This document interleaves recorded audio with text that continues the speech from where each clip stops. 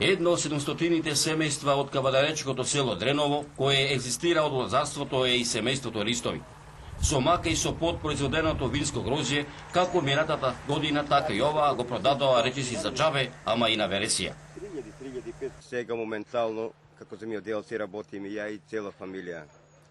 Сна, син и двица внуци, скоро 6 члена. Едино од земјоделие чекаме. Земја, околу 30 декара лозјарство се збира. Имам негде до 5 декари картошија долу и другото е Смедеревка. Тоа е насуво сето горе. И селото.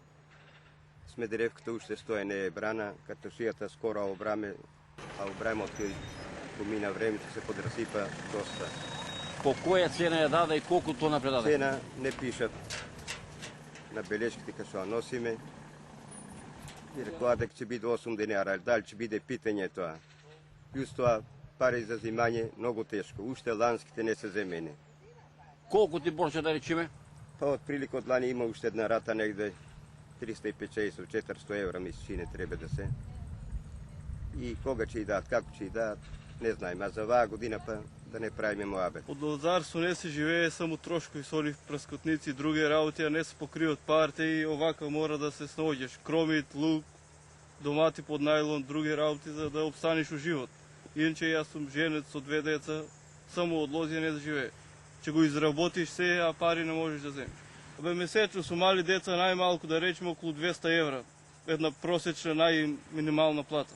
А и тие нема да стигнат. Струја, вода, телефон, препарати скапи, најтежок живот.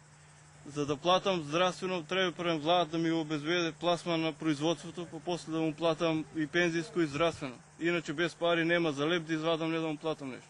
Што не треба? Прво кога ќе почнеш од деца малецките млеко требало, прашкови требало, малечкото не е мало, уште пелени треба. Пари требат. Како да кажам, и ја не знам. Многу треба пари. А плюс тоа пак куќе се нашло, само за мастрав колку треба, па човек баш како ќе дојде треба да се отпрамиш. Човек леп нема да јаде, они си водат наму та споменици, та лавови, та од некогаш некој што бил, те го кажуваат. Губина ми вела барем да направи еден споменик за некој магар или за некој коњ ќе беше поарно, што вели? Па сигурно. Па сигурно, магарто коњот ќе го спрегни, ќе ореќи се надоја, а лавот за шо? Од некогаш тоа што било лавот, било и поминало тоа.